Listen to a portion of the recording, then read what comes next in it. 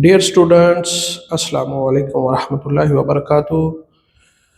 प्यारे दोस्तों, आज हम पढ़ने जा रहे हैं अनसर्टेनिटी इन मेजरमेंट, 9th क्लास फिजिक्स। तो देखते हैं अनसर्टेनिटी इन मेजरमेंट क्या होती है। प्यारे दोस्तों, याद रखना है कि कोई भी जो फिजिकल क्वांटिटी जिसको हम मेजर करते हैं काउंटिंग के अलावा, उसके अंदर अनसर्टेनिटी मौजूद होती है। यानी कोई भी पैमाइश हम करें तो उसके अंदर किसी न किसी हद तक कोई ना कोई यानी ऐसी गैर यकीनियत पाई जाती है जिसके बारे में हम शुबे में मुब्तला होते हैं, शक में मुब्तला होते हैं कि यहाँ पर जो है पैमाइश के अंदर दुरुस्तगी नहीं है। आइए कुछ इसको समझते हैं। Physical quantity is measured some level of whenever a physical quantity is measured, जब कभी हम physical quantity को measure करते हैं, पैमाइश करते हैं, some level of uncertainty is present, किसी न किसी हद तक जो है उसके अंदर uncertainty होती है due to limitation। अब क्योंकि हर आले की कोई ना कोई लिमिटेशन है, उसकी कोई हद है ऑफ मेजरिंग इंस्ट्रूमेंट, जो आला है उसकी कोई ना कोई हद है, उसकी कोई ना कोई लिमिट है। एंड द मेजरमेंट प्रोसेस या जो मेजरिंग प्रोसेस है उसकी कोई ना कोई लिमिट है। It is to be noted that के there is no such thing as perfect measurement, कि कोई भी मिकदार जो है वो परफेक्ट मेजरमेंट नहीं कही जा सकती किसी हद तक। अब मेजरमेंट के अंदर जो है वो कहा जा रहा है कि आले की वजह से या मापने वाले की वजह से कोई ना कोई अनसर्टेनिटी आ जाती है। तो इसके यानी उसके अंदर गैर यकीनियत आ जाती है, यानी अबहाम आ जाता है, शक पैदा हो जाता है कहीं ना कहीं। आइए देखते हैं, इसको मजीद क्लैरिफाई करते हैं। काजेस क्या है? One reason is the type of instrument being used. एक वजह है कि जो आला इस्तेमाल किया जा रहा है उसमें कोई ना कोई गड़बड़ है, ठीक है। उसके अंदर किसी न किसी हद तक जो है वो जब हम उसको इस्तेमाल करेंगे तो उसके अंदर जो उसकी भी एक हद है कि वो इस हद तक जो है वो इसको मेजर कर सकता है। यानी आले की भी हद होती है कि वो इस हद से ज़्यादा छोटी रकम को माप नहीं सकता। जब उससे छोटी रकम आ जाती है तो आला वहाँ पर परेशान, यानी वहाँ पर वो जो रीडिंग्स है उसको बताने में जो है वो मुश्किल हमारे लिए पेश आ रही होती है, क्योंकि आले की वहाँ पर हद होती है, इससे ज़्यादा छोटी रकम को वो ये नहीं बता सकता।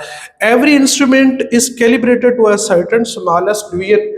हर आला जो है कैलिब्रेट किया गया होता है, उसके ऊपर जो लाइंस या निशान या उसके ऊपर जो पैमाइश होती है वो एक हद तक, छोटी वैल्यू तक, स्मॉलेस्ट डिवीजन तक की होती है। मिसाल के तौर पर आप देखिएगा, हमारे पास एक रीडिंग है, जैसे हम ए से बी तक 2 पॉइंट्स है, यानी मेजर करना चाहते हैं एक लेंथ को ए से बी तक।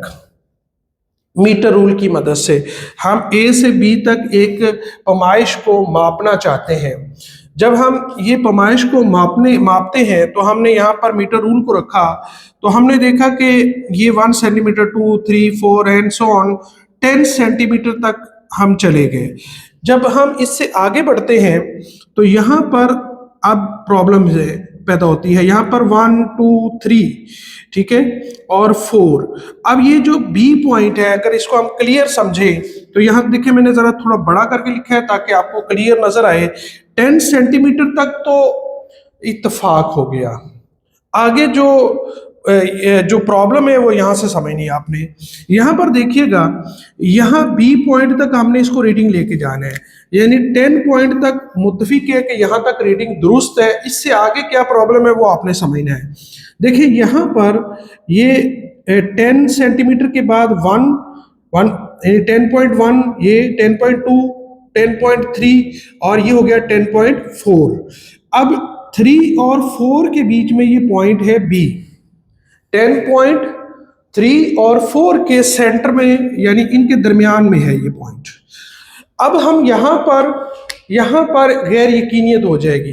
अब हम इसको 10.3 कहें, 10.3 सेंटीमीटर कहें या 10.4 सेंटीमीटर कहें, यानी ये 3 और 4 के सेंटर में ये पॉइंट बी जो है वो लाई कर रहा है। तो या तो ये आला 10.3 बताएगा या 10.4 बताएगा, इससे ज्यादा छोटी रीडिंग ये नहीं बता सकता। अब अगर तो ये वाला जो बी पॉइंट है अगर ये करीब होगा 3 के, इस लाइन के करीब होगा तो हम इसको कहेंगे ये 10.3 है, ठीक है। और अगर ये 4 के करीब चला जाएगा या मिड लाइन से थोड़ा आगे या मिड लाइन पर चला जाएगा, यानी दरमियान में होगा या दरमियान से थोड़ा आगे चला जाएगा, तो फिर हम क्या समझेंगे कि ये 10.4 है। तो अब देखें ये जो सेंटर में जो है ये जो रीडिंग है जो दरमियान वाली है, क्या ये प्रॉपर 3 है? नहीं, 3 से कुछ ज्यादा भी था, वही गैर यकीनियत है। वो अगर हम 3 लेते हैं तो जो वो ज्यादा वाला था वो हमने मिस किया है, वो हमें छोड़ दिया है और वही गैर यकीनियत है। और अगर हम 4 लेते हैं तो रीडिंग तो 4 से कम थी, तो हमने 10.4 को ले लिया है, तो रीडिंग तो 10.4 से पीछे थी। तो अब क्या है, ये जो हिंसा 4 है ये क्या है, ये हमें गैर यकीनियत की तरफ, यानी गैर यकीनियत जो है वो 3 और 4 के बीच में लाई कर रही है। अब देखिए इसमें एरर कितना है, जो किसी आले का लीस्ट काउंट होता है उसके वही उसके अंदर गैर यकीनियत का सबब बनता है। मिसाल के तौर पर अब आप मीटर रूल का जो है वो लीस्ट काउंट है 0.1 सेंटीमीटर, 0.1 सेंटीमीटर, यानी आप देखें कि ये जो छोटी लाइनें हैं ये 0.1, 0.2, ये 0.1 है। अब इसी में हमारा क्या है, इख्तलाफ है, यहाँ पर ये अनसर्टेनिटी है। अब देखें ये 0.1 सेंटीमीटर है, ठीक है। यहाँ पर जो है इसके या तो हाफ ऊपर या हाफ नीचे अनसर्टेनिटी बन रही है। यानी अनसर्टेनिटी क्या है, या तो 0.5 सेंटीमीटर ज्यादा हो रही है, प्लस हो रही है, या 0.5 सेंटीमीटर कम हो रही है। यानी अगर हम 4 लेते हैं तो अब 4 में क्या होगा कि हम जो है वो रीडिंग को 0.5 क्या कंसीडर कर रहे हैं, ज्यादा कंसीडर कर रहे हैं। अगर वो मिड में लाई कर रही है तो 0.5 क्या कर रहे हैं, ज्यादा कंसीडर कर रहे हैं, प्लस कर रहे हैं उसको। ये गैर यकीनियत है, इसके अंदर अनसर्टेनिटी है। और अगर हम वो 3 के करीब था, ठीक है, तो फिर क्या है, हम जो है ये जो है वो फिर भी हमने वो पूरी रीडिंग नहीं ली, हमने 10.3 ले लिया, तो 3 से तो आगे था, तो इसका मतलब है कि 0.5 हमने कम रीडिंग काउंट की है। तो अब ये जो बीच वाला है यहाँ पर कोई लाइन मार्किंग नहीं है जो हमें ये बता दे कि ये कितना है। तो अब आला जो है इससे ज्यादा छोटी रीडिंग नहीं बता सकता था 0.1 सेंटीमीटर से, तो लिहाजा ये क्या हुआ, इसका लीस्ट काउंट। तो अब लीस्ट काउंट का या तो आधा रीडिंग ज्यादा होगी या आधा रीडिंग कम होगी। यानी लीस्ट काउंट से जो उसका लीस्ट काउंट है वही उसकी छोटी से छोटी डिवीजन होती है जहां तक वो पैमाइश कर सकता है। यानी लीस्ट काउंट से ज्यादा छोटी पैमाइश वो नहीं कर सकता। असल में लीस्ट काउंट क्या होता है, हमने बार बार पढ़ लिया पीछे कि लीस्ट काउंट वो यानी पैमाइश होती है जो किसी आले की मदद से हम छोटी से छोटी पैमाइश कर सकते हैं। किसी आले की मदद से हम जो छोटी से छोटी पैमाइश ले सकते हैं वो उसका लीस्ट काउंट है। जैसे मीटर रूल का लीस्ट काउंट क्या है, 0.1 सेंटीमीटर। तो अब इसका जो लीस्ट काउंट है या तो उससे रीडिंग क्या हो रही है, आधा ज्यादा हो रही है या आधा कम हो रही है, एग्जैक्ट रीडिंग नहीं आ रही। तो ऐसी सूरतों में हमें गैर यकीनियत पैदा होती है। इसी को हम अनसर्टेनिटी इन मेजरमेंट कहते हैं कि अब या तो हम प्लस 0.5 को प्लस कर रहे हैं या 0.5 को माइनस कर रहे हैं, एग्जैक्ट रीडिंग नहीं है ये, यानी इसमें अनसर्टेनिटी मौजूद है। रिड्यूसिंग द अनसर्टेनिटी, हम अनसर्टेनिटी को कैसे कम कर सकते हैं, यानी किस तरह रीडिंग को ज्यादा बेहतर और एफिशिएंट बना सकते हैं, बेहतर बना सकते हैं किस तरह से कि हम इसको कम से कम, यानी अनसर्टेनिटी यानी गैर यकीनियत को कैसे कम से कम कर सकते हैं। तो हम गैर यकीनियत को कम से कम कर सकते हैं लेकिन खत्म नहीं कर सकते। तो कम से कम कैसे करेंगे, uncertainty can be reduced by taking multiples reading and then finding the average value. हम क्या करेंगे, अनसर्टेनिटी को यानी जो हमें गैर यकीनियत है, जो जिस पर हमें यकीन नहीं है, हम क्या करेंगे कि रीडिंग्स को बार बार लेकर देखेंगे, रीडिंग्स को मल्टीपल्स टाइम करेंगे और फिर उसका एवरेज लेंगे, तो फिर जो रीडिंग आएगी उसको हम किसी हद तक दुरुस्त कह सकते हैं, यानी उसमें ये फैक्टर रिड्यूस हो गया, यानी कम हो गया है इसका अनसर्टेनिटी का, लेकिन ख़त्म नहीं हुआ। मिसाल के तौर पर अगर हम इस पेंडुलम को एक ऑसिलेशन करवाते हैं तो उसका टाइम नोट करते हैं, यानी ए से छोड़ा बी पे गया और बी से वापस ए पर आ गया, ये एक ऑसिलेशन हो गया। यानी ए से बी पर और बी से वापस ए पर आ गया, एक ऑसिलेशन हुआ। टाइम नोट किया एक का, तो वो वाला जो है वो तो सही नहीं बताएगा, उसमें ज्यादा गैर यकीनियत होगी, तो हम क्या करेंगे, इसको 30 मरतबा ऐसा करेंगे, यानी 30 मरतबा, यानी 30 ऑसिलेशन कंप्लीट करवाएंगे। अब 30 ऑसिलेशंस का जो टाइम है वो नोट करके करेंगे और उस पर डिवाइड करेंगे, तो वो जो मिसाल के तौर पर 30 ऑसिलेशंस किए इसने पेंडुलम ने कितने टाइम में, 10 सेकेंड में, तो इसको डिवाइड करेंगे, जो हमारे पास आंसर आ जाएगा, ठीक है, वो क्या हमारा होगा, जो इसको डिवाइड करने से जो आंसर आएगा वो क्या होगा हमारा, यानी 3 जो है सेकेंड जो है एक वाइब्रेशन को लगे हैं। अगर जो है वो 30 वाइब्रेशन 10 सेकेंड में हुए, तो इट मीन के 3 सेकेंड में एक वाइब्रेशन कंप्लीट हुआ है, 3 सेकेंड के अंदर एक वाइब्रेशन कंप्लीट हुआ है। तो ये हमारा क्या हो गया, ये इसके अंदर अनसर्टेनिटी जो है वो रिड्यूस हुई है, कम हुई है, लेकिन खत्म नहीं हुई है। यानी मतलब ये हुआ कि 3 वाइब्रेशन, सॉरी 1 सेकेंड में हुए हैं, 3 वाइब्रेशन 1 सेकेंड में, यानी 3 ऑसिलेशन 1 सेकेंड में कंप्लीट हुए हैं। यहां पर वाइब्रेशन निकाले हैं, तो 3 वाइब्रेशन जो है 1 सेकेंड के अंदर कंप्लीट हुए हैं। तो 1 सेकेंड में 3 वाइब्रेशन कंप्लीट हुए हैं, तो यहां पर हमें पता चला है कि ये जो 3 वाइब्रेशन है, यानी 1 सेकेंड के अंदर 3 वाइब्रेशन हो रहे हैं, 1 सेकेंड में 3 वाइब्रेशन हो रहे हैं। तो ये जो 3 वाइब्रेशन 1 सेकेंड के अंदर, तो टाइम हमें पता चला है 1 सेकेंड, और उसके अंदर होते हैं 3 वाइब्रेशन या ऑसिलेशन, 3 ऑसिलेशन।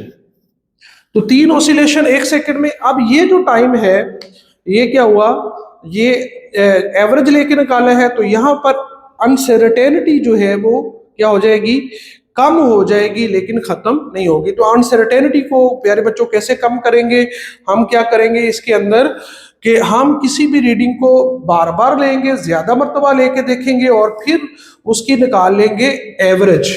जब एवरेज निकल आएगी तो वो क्या हो जाएगी, उसके अंदर अनसर्टेनिटी को कम कर देगी। उसके बाद है इंडिकेशन ऑफ अनसर्टेनिटी। अनसर्टेनिटी को हम किस तरह जाहिर करेंगे, किस तरह से इंडिकेट करेंगे। तो अनसर्टेनिटी को मेजर्ड जो क्वांटिटी होती है can be indicated conveniently by using significant figures.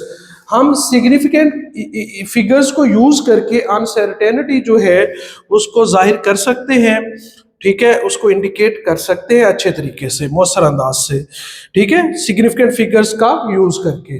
तो सिग्निफिकेंट फिगर्स जो है वो इंशाल्लाह कल हम पढ़ेंगे भी। अनसर्टेनिटी इन डिजिटल मेजरमेंट।